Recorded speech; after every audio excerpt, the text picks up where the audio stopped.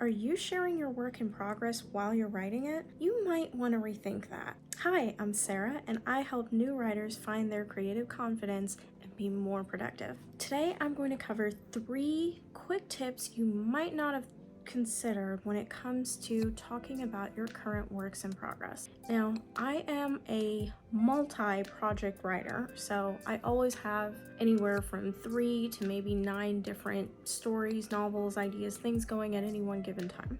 For me, this is normal. Every writer is different, and some writers prefer to work on 1 or 2 projects at a time.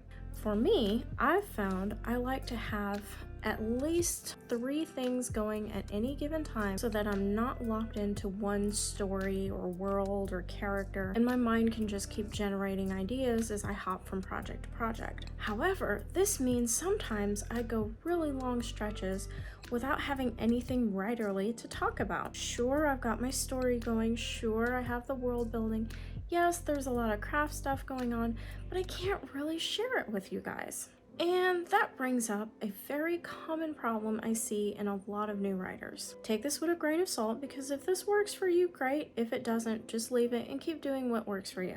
One way to tell if you've shared your story too early is when you try to add new subplots or characters or little motivations and hidden reader Easter eggs really inside, and you just can't make it work. No matter what you try or how you try it, you can't make it work.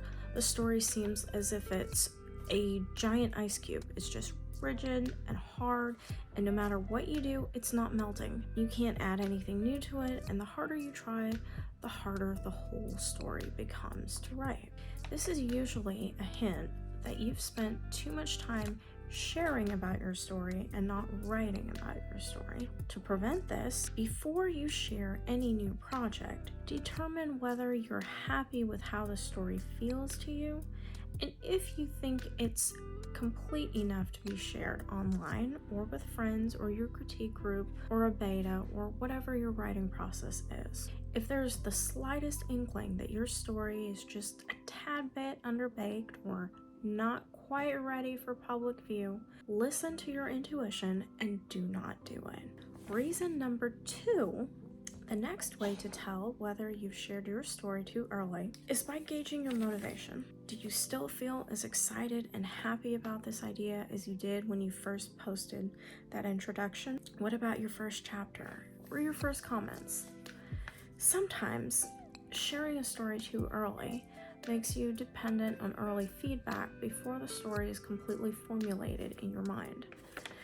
90% of our stories all take place in our head, and the remaining 10% happens when you get it down on paper or the screen. If you do not give your imagination enough time to just play around with all your ideas, your characters, the world, all of that inside of there, you pretty much cut yourself short, and you don't really get to enjoy the entirety of the creation process, because you shift so quickly from creating to producing that you end up working basically against yourself, your creative instinct, to just pump out chapter and chapter and chapter.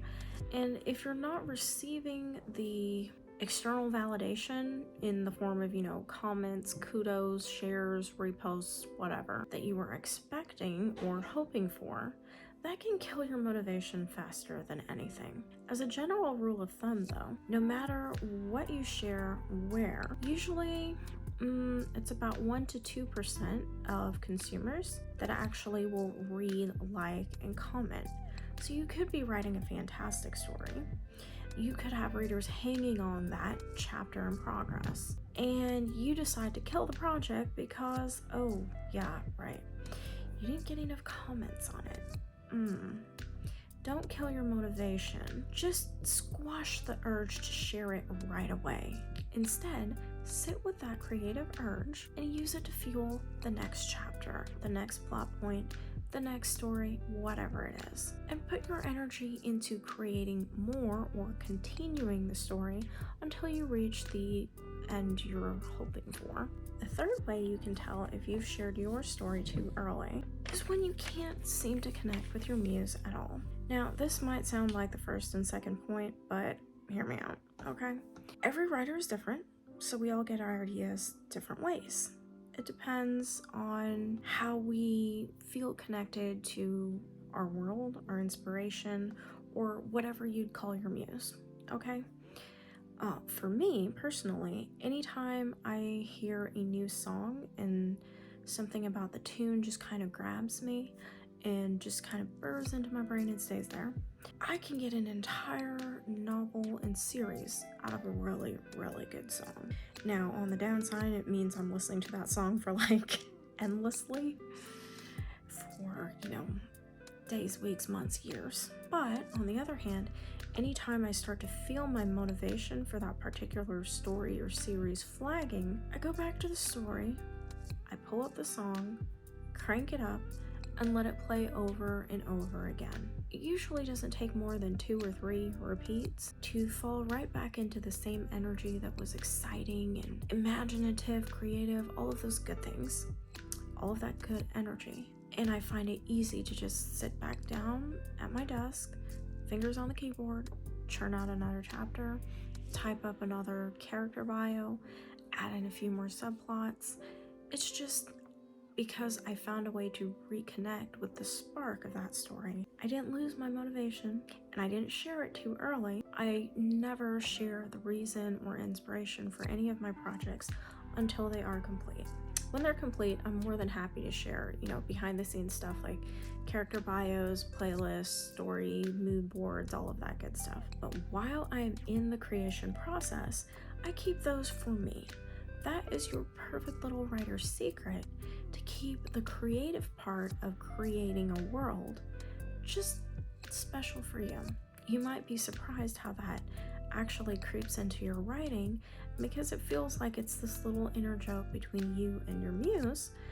It comes out as a more lighthearted and playful tone in your stories, or just that little hint of depth that you might be looking for. Was that helpful?